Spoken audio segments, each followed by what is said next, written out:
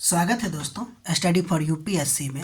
हम लोग पॉलिटी में पार्ट 19 तक पढ़ लिए थे। आज पॉलिटी का पार्ट 20 है और उसमें अभी तक हम लोग स्वतंत्रता के अधिकार पढ़े थे और आज उसका ख़त्म भी करेंगे। ठीक है, तो उसमें 20 तक पढ़ लिया था, 21 तक पढ़ लिया था। ठीक है, 21A आर्टिकल भी है उसमें, जिसमें शिक्षा के अधिकार के बारे में बताया गया है। ठीक है, ध्यान दीजिएगा, यह जो आर्टिकल है वो मूल संविधान में नहीं था, बल्कि इसको 86वां संविधान संशोधन अधिनियम 2002 के द्वारा इसको जोड़ा गया। लेकिन यह जो इसका जो प्रवर्तन वर्ष है वो आपको 2010 है, क्योंकि संसद ने शिक्षा का अधिकार अधिनियम 2009 पारित करके इसको लागू किया था। तो इसमें है क्या, तो राज्य 6 से लेकर 14 वर्ष के बच्चों को निःशुल्क और अनिवार्य शिक्षा प्रदान करेगा, यानी कि राइट टू एजुकेशन है, शिक्षा का अधिकार है। ठीक है, तो ये बात को ध्यान रखिएगा। अब हम लोग आगे बढ़ते हैं और अगला नंबर आर्टिकल के बारे में देखते हैं, और वो है आपको आर्टिकल नंबर 22। देखिए, आर्टिकल नंबर 22 सिंपल शब्दों में कहें तो गिरफ्तारी और निरोध यानी कि डिटेंशन से संरक्षण का अधिकार है। ठीक, अब मेन इसका अब हम डिस्क्राइब करते हैं। इसका मुख्य प्रावधान ये है, पहला नंबर, कि गिरफ्तारी के बाद क्या क्या अधिकार है लोगों को, ये बताया गया है। तो देखिए, अगर कोई व्यक्ति गिरफ्तार किया जाता है तो पहले उसको गिरफ्तारी का कारण बताया जाएगा, वकीलों से परामर्श करने का अधिकार होगा और वकील उसका सहयोग देगा, यानी कि वकीलों द्वारा बचाव का भी अधिकार होगा उसको, है ना। और दूसरा कि मजिस्ट्रेट के सामने पेश करना होगा। ठीक है, कि अगर कोई व्यक्ति को गिरफ्तार किया गया है तो 24 घंटे के भीतर नज़दीकी मजिस्ट्रेट के सामने पेश करना अनिवार्य है। देख लीजिए, अनिवार्य है, ध्यान दीजिएगा, यात्रा का समय छोड़ के। और अगर मजिस्ट्रेट की अनुमति नहीं हो तो 24 घंटे से अधिक हिरासत में नहीं रखा जा सकता है। ये है आपको आर्टिकल 22 का मुख्य प्रावधान। यानी सिंपल बात है, अगर किसी व्यक्ति को गिरफ्तार किया गया है तो गिरफ्तारी के बाद उसको क्या क्या अधिकार है और कैसे उसका बचाव होगा, उसका आपको आर्टिकल 22 में विस्तार से बताया गया है। ध्यान दीजिए, आर्टिकल 22 में निरोध के बारे में भी बताया गया है, यानी कि डिटेंशन के बारे में भी बताया गया है। तो पहले देखते हैं डिटेंशन क्या है। देखिए, किसी व्यक्ति को किसी कानून के तहत पुलिस के द्वारा या सरकार के द्वारा पकड़कर जेल में बंद कर देना, ये डिटेंशन है। तो ये दो प्रकार के होते हैं, एक सामान्य जिसको ऑर्डिनरी डिटेंशन कहते हैं, और एक होता है निवारक निरोध या निवारक नजरबंद जिसको कहते हैं प्रिवेंटिव डिटेंशन। ध्यान दीजिए, सामान्य निरोध की जब हम बात करते हैं तो सामान्य अपराध आईपीसी और सीआरपीसी के तहत जो है सामान्य अपराध में गिरफ्तारी होगी, और ऊपर जो जो आपको चीज़ बताए हैं कि भाई उसको 24 घंटा के भीतर, पहले तो कारण बताइए क्यों गिरफ्तार कर रहे हैं, फिर वकील रखने का हमको अधिकार है, 24 घंटा के भीतर मजिस्ट्रेट के सामने में पेश करने का अधिकार है हम लोगों को। तो ये सब के सब आपको ऑर्डिनरी डिटेंशन में लागू होता है। लेकिन जब किसी को भविष्य में अपराध की संभावना के आधार पर ही हिरासत में ले लिया जाता है तो इसको निवारक निरोध कहते हैं, और इसमें कुछ अधिकार जो होता है वो आपको सीमित हो जाती है। उम्मीद है आप लोग रोक के अपना नोट बना रहे होंगे। ठीक है, इसमें कुछ अधिकार सीमित हो जाते हैं, तो इसको हम लोग देखते हैं बढ़िया से, निवारक निरोध होता क्या है।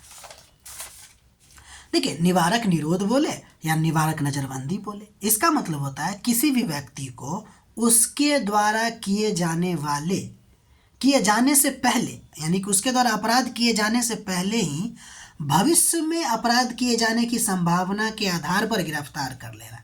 यानी वो अपराध नहीं किया है, लग रहा है, शक हो रहा है कि ये अपराध करेगा, बस गिरफ्तार कर लेगा।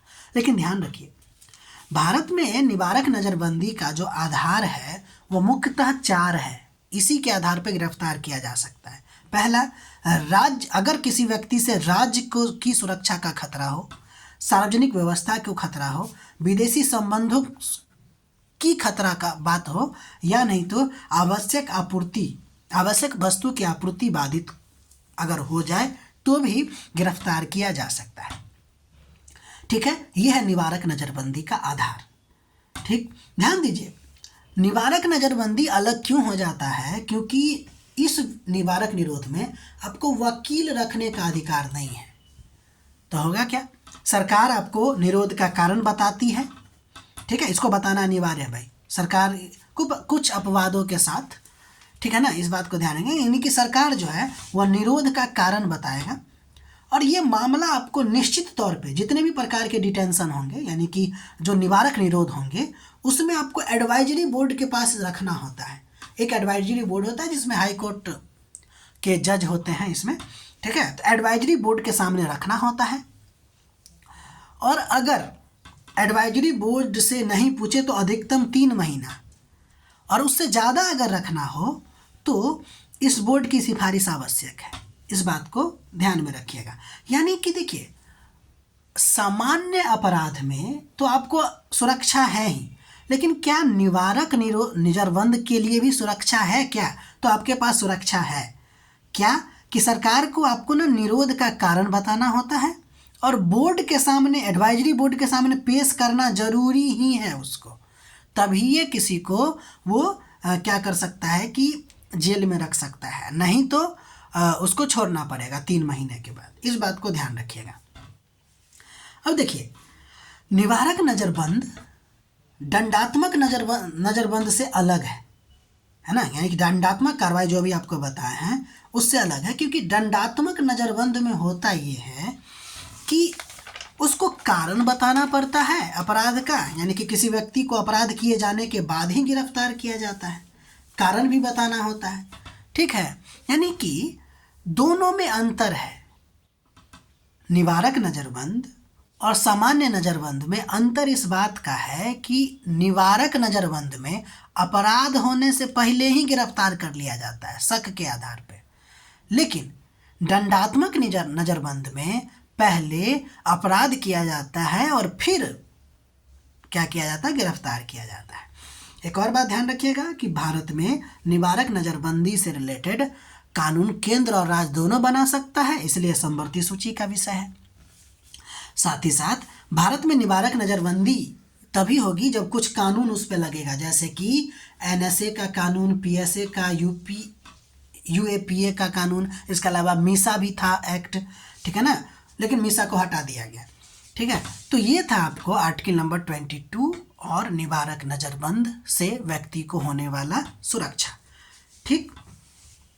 तो ये हम लोगों ने स्वतंत्रता का अधिकार पढ़ लिया। अब हम लोग तीसरा नंबर अधिकार, जिसका नाम है शोषण के विरुद्ध अधिकार, जिसमें 2 ही आर्टिकल है, एक आपको आर्टिकल नंबर 23 और एक आर्टिकल नंबर 24, दोनों को पढ़ेंगे। देखिए, सिंपल शब्दों में अगर आपको कहे कि आर्टिकल नंबर 23 क्या है, तो मानव तस्करी और बालात श्रम पर निषेध की बात करता है। यानी कि प्रमुख प्रावधान इसका क्या है, ये निषेध करता है कुछ बातों को। क्या संविधान के अनुसार कहा गया है कि मानव तस्करी, बालात श्रम, बेगार इत्यादि को निषेध किया गया है। हालांकि इसके कुछ अपवाद भी हैं, और वो ये है कि सरकार जो है ना, कुछ अनिवार्य सेवाएं आपसे करवा सकता है, ठीक है, ये बात को ध्यान रखें, यानी कि इसका अपवाद है।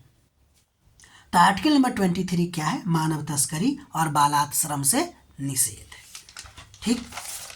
अब अगला नंबर देखते हैं इसमें। अच्छा, कुछ इसमें और बातें हैं कि यह अधिकार जो है नागरिक और गैर नागरिक दोनों को है, और साथ ही साथ यह व्यक्ति और राज्य दोनों के खिलाफ है, यह कानून के खिलाफ लागू होता है, ठीक है। आर्टिकल नंबर 23, ठीक है। अब हम लोग आर्टिकल नंबर 24 देखेंगे, और इसमें ये खासकर बच्चों के लिए है, ठीक है ना। बालात श्रम का इसमें निषेध किया गया है, क्या सॉरी बाल श्रम का इसमें निषेध किया गया है। क्या है बात इसमें मेन, देखिए, 14 वर्ष से कम आयु के किसी भी बच्चे को कारखाना, खदान या किसी भी खतरनाक कार्यों में नहीं लगाया जा सकता है, ठीक। इस बात को ध्यान रखिएगा। और एक और बात भी है कि जिस तरह आर्टिकल नंबर 17 का कोई अपवाद नहीं है, उसी तरह आर्टिकल नंबर 24 का भी कोई अपवाद नहीं है। 14 वर्ष से कम बच्चा हो, अपराध अगर कोई करवाता है उससे मतलब खतरनाक काम, तो उसको क्या होगा कि दंड मिलेगा ही मिलेगा, इसका कोई अपवाद नहीं है, ठीक है। यानी पूर्ण प्रतिबंध है क्या, तो बच्चों से काम करवाना 14 वर्ष से कम का। यह अधिकार जो है निजी और राज्य दोनों पर लागू होते हैं, और इससे रिलेटेड कानून भी है कि सज़ा क्या क्या क्या मिलेगी।